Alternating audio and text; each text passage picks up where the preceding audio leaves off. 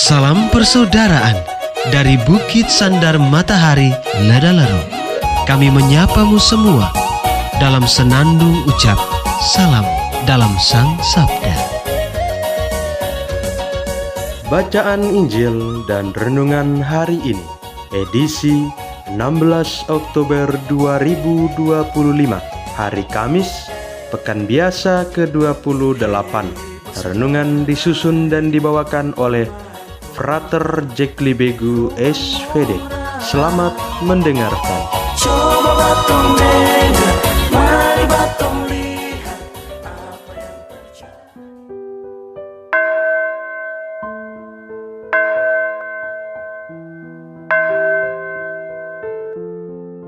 Bacaan dari Injil Lukas. Sekali peristiwa, tatkala duduk makan di rumah seorang Farisi, Yesus berkata, "Celakalah kalian, sebab kalian membangun makam bagi para nabi, padahal nenek moyangmu lah yang telah membunuh mereka. Dengan demikian, kalian mengakui bahwa kalian membenarkan perbuatan nenek moyangmu, sebab mereka telah membunuh nabi-nabi itu, dan kalian membangun makamnya. Sebab itu hikmat Allah berkata, Aku akan mengutus kepada mereka nabi-nabi dan rasul-rasul, tetapi separuh dari antara para nabi dan para rasul itu akan mereka bunuh dan mereka aniaya. Maka dari angkatan ini akan dituntut darah semua nabi yang telah tertumpah sejak dunia dijadikan, mulai dari darah Habel sampai kepada darah Sakaria yang telah dibunuh di antara mezbah dan rumah Allah. Bahkan aku berkata kepadamu, semuanya itu akan dituntut dari angkatan ini. Celakalah kalian, hai ahli-ahli Taurat, sebab kalian telah mengambil kunci pengetahuan.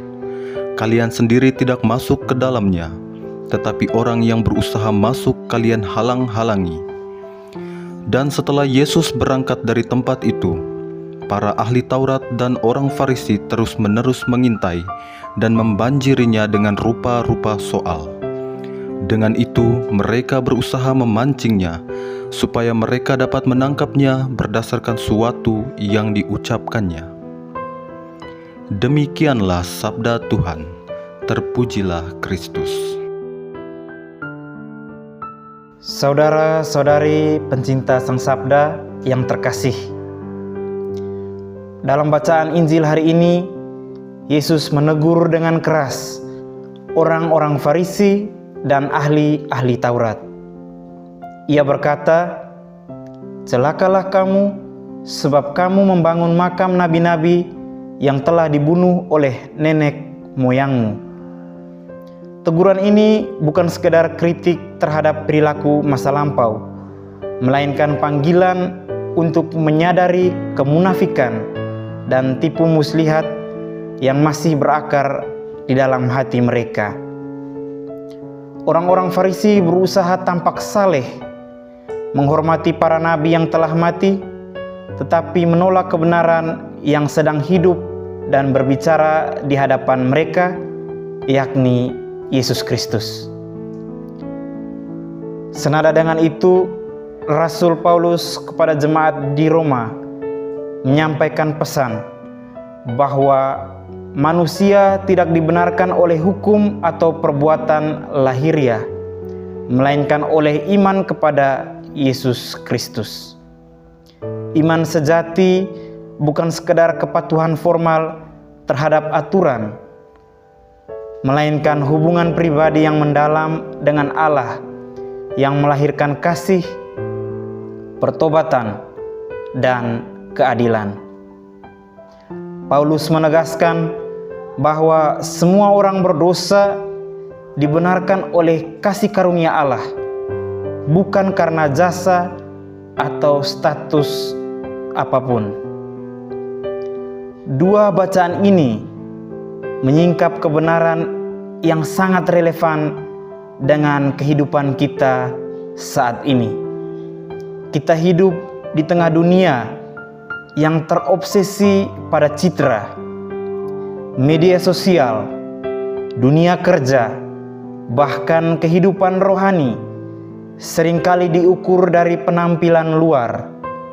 Seberapa baik kita terlihat, seberapa banyak kita disukai, atau seberapa suci kita tampak di mata orang lain. Kita seperti orang Farisi, sering membangun makam rohani modern. Postingan yang tampak religius adalah buah dari hasil sunting atau filter, sehingga yang disebar adalah yang terlihat baik. Sehingga dalam budaya media, doa bukan lagi dilihat sebagai realitas yang sakral dan suci, melainkan hanya pertunjukan visual tentang kesucian dengan niat agar mendapat pujian. Ucapan manis atau ritual yang dijalankan itu dilakukan hanya demi citra, tetapi sesungguhnya jauh dari pertobatan dan kasih yang sejati. Manusia dewasa ini mudah terjebak dalam budaya pencitraan rohani. Kita ingin terlihat baik tanpa sungguh-sungguh menjadi baik. Kita menghormati nilai-nilai kebaikan dan keadilan, tetapi enggan menghidupinya dalam tindakan nyata. Kita memuji tokoh-tokoh yang berani melawan ketidakadilan, namun diam ketika ketidakadilan itu terjadi di sekitar kita. Seperti orang Farisi yang menghias makam para nabi, kita mengagumi mereka yang berani menegur dosa, tetapi menolak teguran itu ketika teguran itu mengarah kepada kita. Paulus mengingatkan bahwa iman sejati tidak bisa dipalsukan. Iman adalah respon yang hidup terhadap kasih Allah yang lebih besar daripada hukum manapun. Orang beriman sejati tidak mencari pembenaran dari manusia, melainkan dari Allah. Ia berani hidup berbeda, menegakkan kebenaran meski tidak disukai. Iman yang benar mengubah hati, bukan hanya wajah luar. Dalam konteks ini, iman berarti membiarkan kasih Allah menembus setiap lapisan kepalsuan kita, agar kita tidak lagi hidup untuk terlihat baik, tetapi sungguh-sungguh menjadi baik. Dunia modern membutuhkan kesaksian yang seperti ini. Bukan orang yang pandai berbicara tentang kebaikan, tetapi yang dengan rendah hati melakukannya dalam diam. Yesus tidak memanggil kita untuk menjadi sempurna di mata dunia, tetapi untuk jujur di hadapan Allah. Iman sejati adalah ketika kita berani membuka diri pada kebenaran, meski itu sangatlah menyakitkan. Saat kita berhenti membangun makam-makam rohani dan mulai hidup dalam pertobatan yang nyata, di sanalah kasih karunia Allah sungguh bekerja, membenarkan, memulihkan, dan menghidupkan kita kembali. Iman tanpa kejujuran adalah topeng. Iman yang hidup adalah relasi. Dunia saat ini penuh dengan topeng yang tampak indah, tetapi kosong di dalamnya. Namun Allah memanggil kita untuk menanggalkan topeng itu dan kembali kepada kasih-Nya yang memerdekakan kita. Sebab bukan penampilan, bukan pula status, bukan hukum, tetapi iman yang sejati kepada Kristuslah yang membenarkan kita manusia. Iman yang mengalir dalam kasih, keadilan, dan kerendahan hati. Manusia melihat apa yang di depan mata, tetapi Tuhan melihat yang ada dalam hati. Semoga hati Yesus hidup dalam hati kita semua.